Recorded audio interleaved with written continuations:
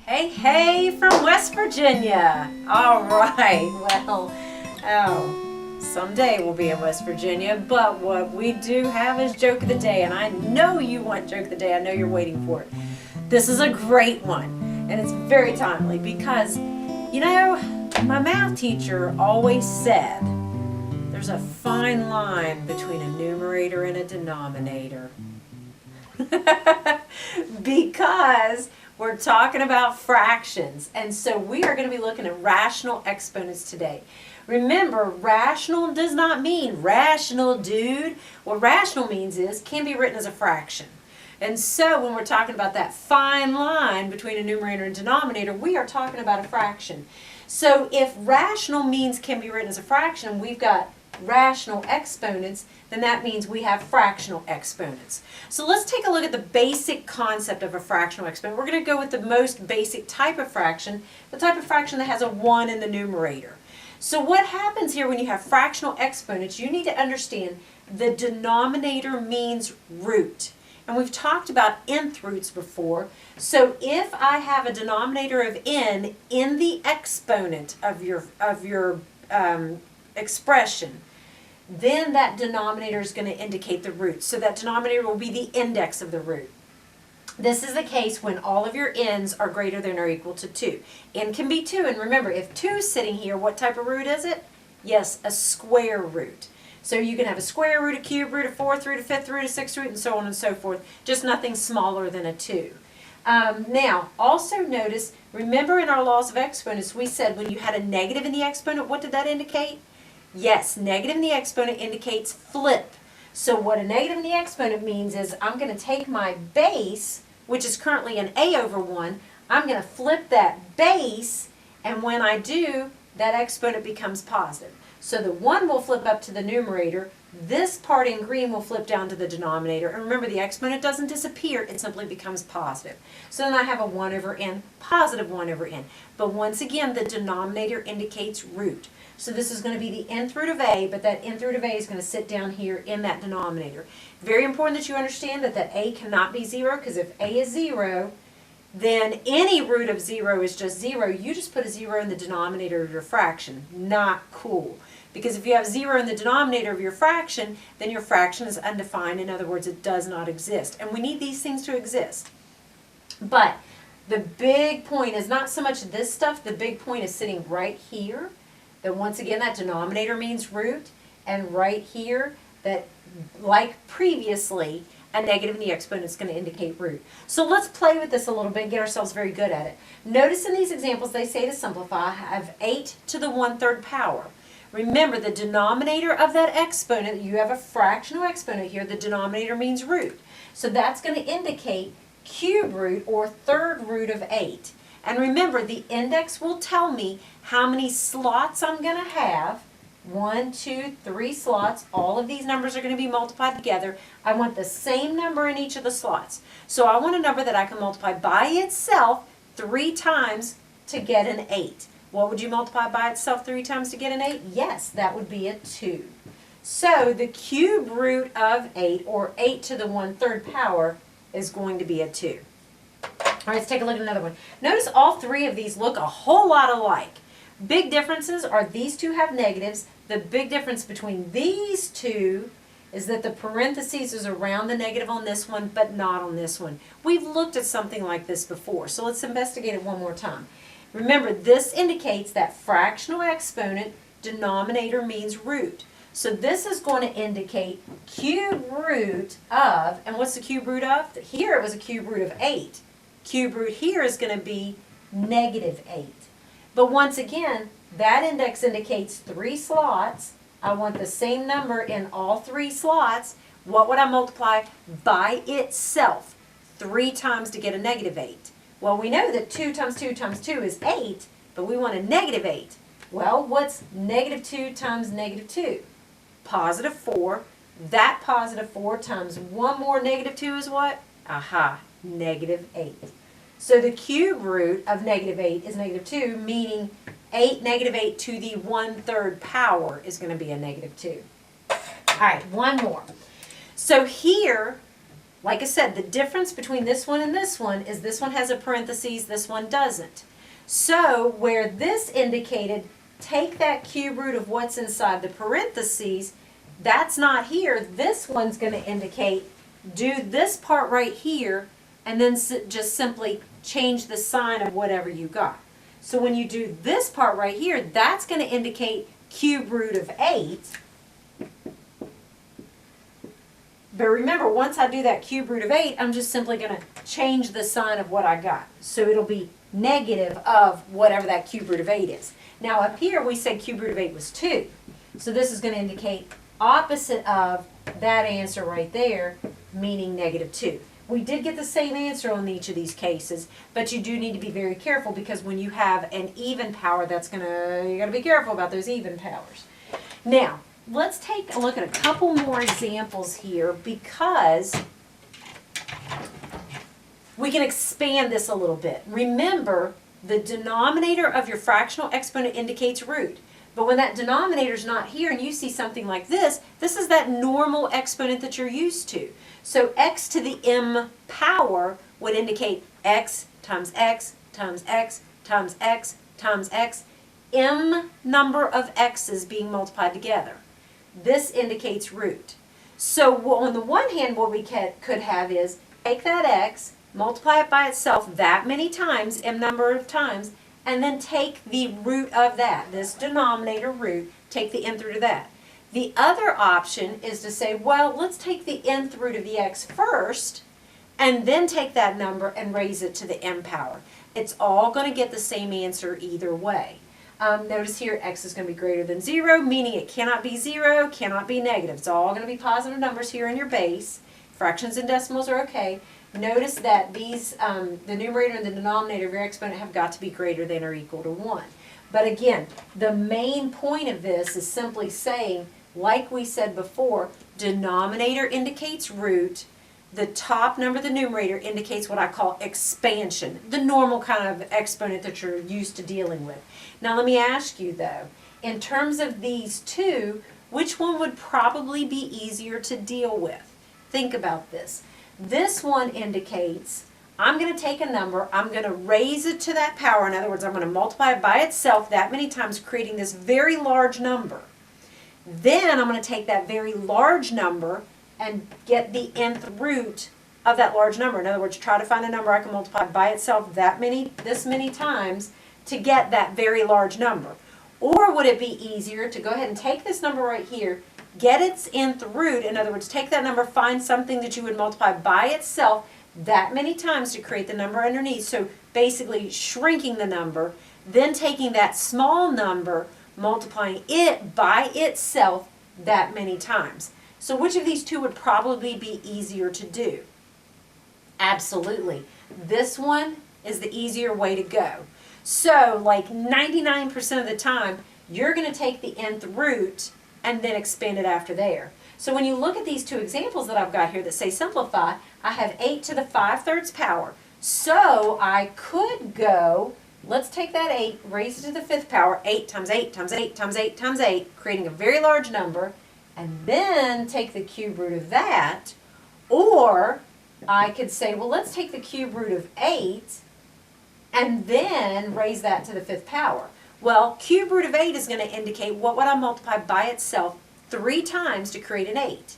We've already discovered that 2 times 2 is 4, 4 times 2 is 8. Aha! Cube root of 8 is 2. Now I'm going to take that 2 and raise it to the 5th power. Well, 2 times 2 is 4, 4 times 2 is 8, 8 times 2 is 16, 16 times 2 is 32. There it is. See, you didn't even need a calculator for this one. Put that calculator away. You don't need that thing. You got a great calculator right here. Use this one. So, and a lot of it has to do with utilizing this format as opposed to this format. So let's take a look at this one. I have 125 to the 2/3 power. So like I said before, I could take that 125, square it, get an enormous number, take the cube root of that enormous number, or I could take the cube root of 125 and then square that. Which will be easier to do? I think this one. Because this indicates what would I multiply by itself 3 times to create a 125. Well, 5 times 5 is 25. 25 times 5 is 125. So the cube root of 125 is 5. Now I'm going to square that. Well, we just said 5 times 5 is 25. Ta-da, there it is. Once again, didn't even need a calculator. You got a great one right here. Use that one. Now, one last thing I want to point out to you before we close this video out is the idea that those laws of exponents, you can utilize all those laws of exponents with your rational exponents. The laws of exponents said that when you multiply bases, what do you do with the exponents? You add them. When you divide bases, what do you do with the exponents? You subtract them. When you take a power and raise it to a power, what do? You multiply the exponents. The whole idea here is that this addition, this subtraction, this multiplication, you're doing it with fractions. So the gist of it is, you just need to know how to add fractions, subtract fractions, and how to multiply fractions. We got our gang symbol. We're good. So let's take a look at our examples, and I've got several.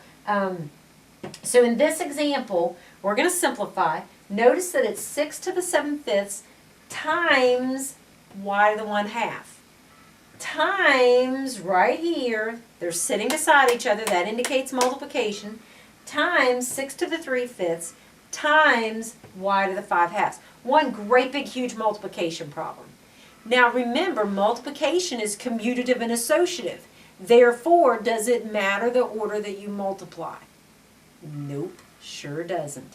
So I'm going to rearrange that multiplication, and I'm going to put my bases of 6 together, 6 to the 7/5 times 6 to the 3/5. I'm going to put them together, and then I'm going to put my y's together.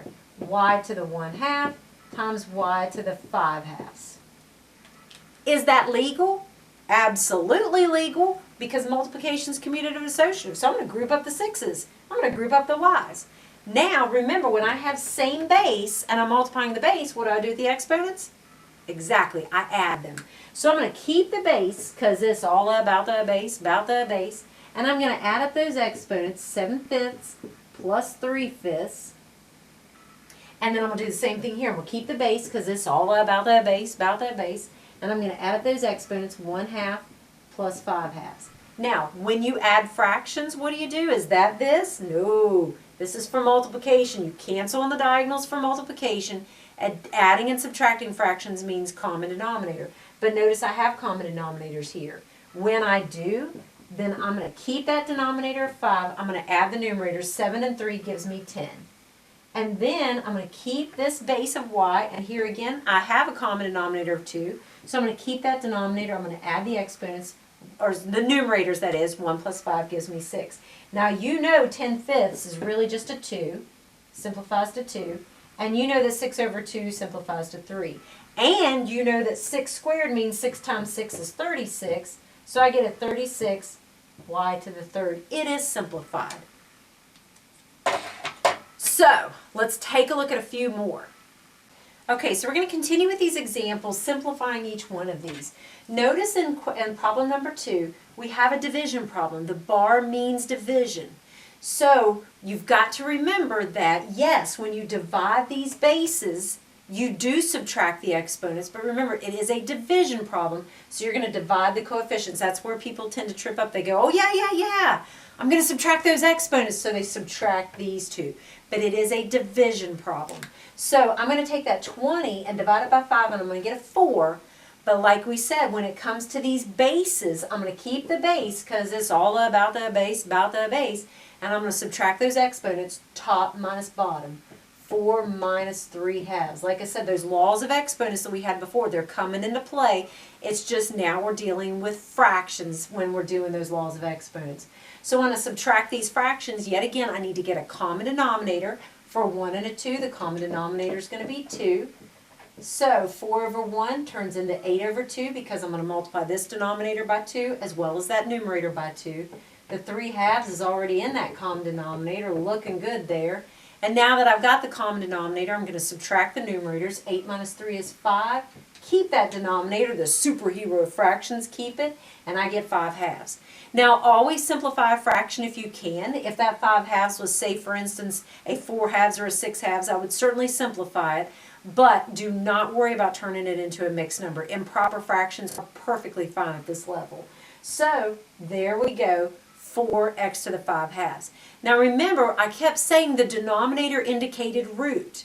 So that would indicate square root. So it would indicate square root of x raised to the 5th power, or even it would indicate x to the 5th power, square root of x written this way, that to the 5th power. But look how complicated those are. I don't want to complicate this. This is much simpler, more concise. So I'm going to leave that fractional exponent, even though it is an improper fraction, I'm going to leave it alone and just carry it like that. So this is the perfectly good answer. Now, notice in number 3, parentheses here, and parentheses indicates whatever is happening to every single factor that's inside. Happening to the 25, happening to the a to the 2/5 power, happening to the b to the 1/2 power. What's happening to all of them? Notice right here that 3 halves. All of this is being raised to the 3 halves power. So what that's going to indicate is I'm taking the 25 to the 3 halves power, I'm taking the a to the 2/5 to the 3 halves power, and I'm taking the b to the 1/2 to the 3 halves power. In other words, I'm going to distribute the power.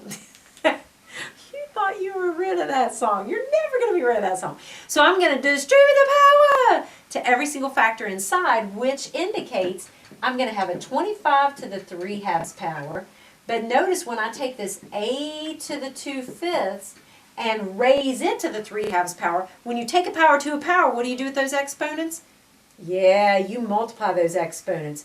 That's what the laws of exponent had said. I'm going to take that 2/5, I'm going to multiply it to the 3 halves. And I'm going to do the same thing here with this b to the 1/2. I'm going to multiply it as well to the 3 halves. Now the question is, what happens when you multiply fractions? Oh yeah, you're still in my math gang. When you multiply fractions, x for multiplication, you're going to cancel on those diagonals, and you're going to cancel up and down, and then you're going to shoot straight across. So let's check those diagonals and see what happens. Here, the 2's cancel. The 3 and the 5 don't cancel. Now let's check up and down. We've got a 1 over 5, a 3 over 1, anything there? Nope, nothing at all. So we are ready now to shoot straight across. 1 times 3 is 3, so I get an a to the 3rd over 5 times 1 is 5. So I get an a to the 3/5 power.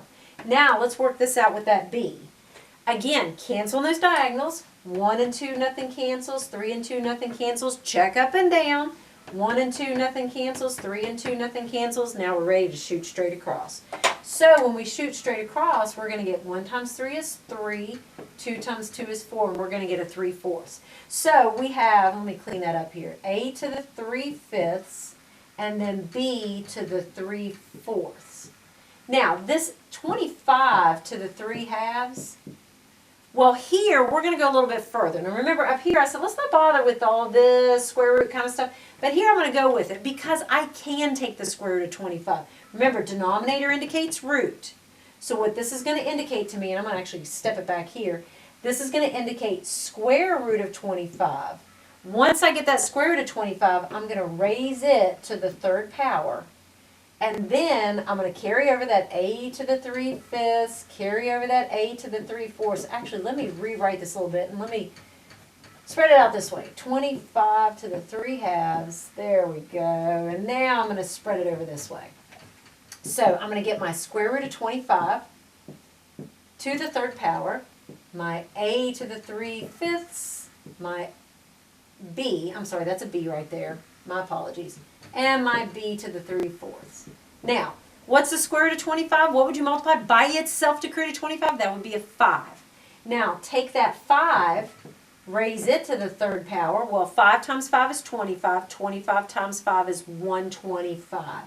So this is how I end up with, for my answer, a 125, a to the 3/5, b to the 3/4, and there is my answer. And once again, I do not want to write this out as 5th root of a to the 3rd power, 4th root of b to the 3rd power. That's going to make a horrible mess like you see right here. Don't make it messy. Leave it concise like this. All right, let's try a few more just because, we want to get really good at this. So here we've got 3 times x to the 2/3 times 4 times x to the 3/4. One great big huge multiplication problem. And like we said before, multiplication is commutative and associative. We can reorder and we regroup all we want. So it's okay to do 3 times 4, and it's okay to do x to the 2/3 times x to the 3/4. It's okay to regroup like that. Now, 3 times 4 is 12. That's easy enough. Here, remember, when you multiply bases, what happens? Yes, you're going to add up those exponents. You're going to keep the base because it's all about the base, and you're going to add the exponents, 2/3 plus 3/4. And once again, how do you add fractions? Oh yeah, common denominator. So, common denominator for a 3 and a 4 is a 12. So I'm going to convert everything to 12ths. So 3 times 4 will give me 12, 2 times 4 will give me 8, 4 times 3 will give me 12, 3 times 3 will give me 9, and 8 and 9 will give me 17. So this is how I end up with 12x to the 17 over 12. Remember, keep that denominator. You worked really hard to get the common denominator, so keep it. Just add up those numerators. Once again, simplify fractions if you can. 17 over 12, does it simplify? Is there a number that will go into both 17 and 12? Nope. And like I said before, don't worry about that mixed number because that mixed number is going to mess things up.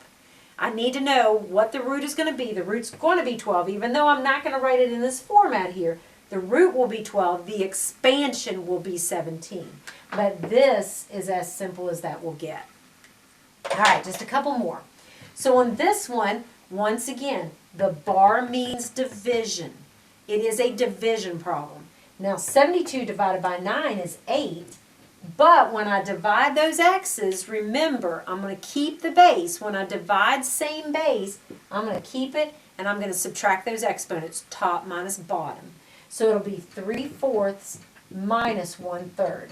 And once again, whenever you subtract fractions, you need that common denominator. We've already figured out common denominator for a 4 and a 3 is going to be a 12. So 4 times 3 is 12, 3 times 3 is 9. And 3 times 4 is 12, 1 times 4 is 4, and that will give me 9 minus 4 is 5. So subtract those numerators, keep that denominator because you worked really hard to get it. And like we said before, that's important to know that this is going to be 12th root, 7 is the expansion, but I don't need to write it in that format. All right, last one, we've got this.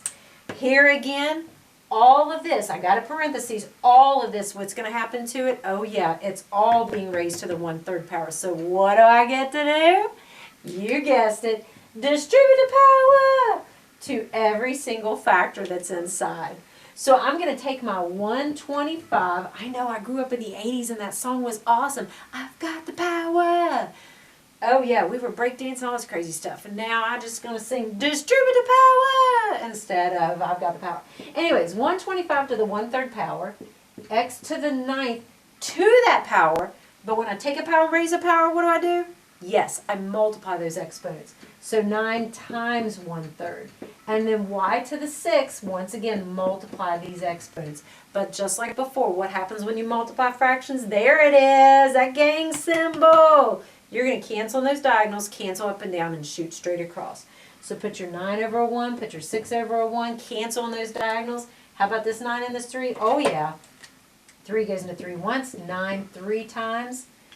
Nothing cancels up and down, nothing cancels on the other diagonal. So when I shoot straight across, I get 3 over 1, which is 3. So I get an x to the 3rd. Now let's check this one. Once again, cancel on those diagonals. 3 goes into 3 once, 3 goes into 6 twice. Once again, nothing cancels up and down, nothing cancels with the 1. Moving straight across, 2 times 1 is 2, 1 times 1 is 1. I get a y to the 2nd power. And like I said before, we got to deal with this 125 to the 1/3 power. When you have variables, there's really nothing more that you can do with it. Like here, there's nothing more. I can't take the 12th root of x because I don't know what x is. I can't take the 4th root of b or the 5th root of a. I don't know what those are. But back here, when I had 25 to the 3/2, I can, because I know what the square root of 25 is.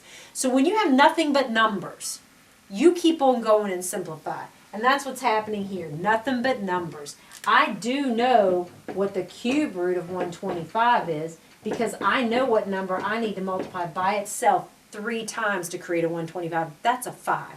5 times 5 is 25. 25 times 5 is 125. So I get a 5x to the 3rd, y to the 2nd.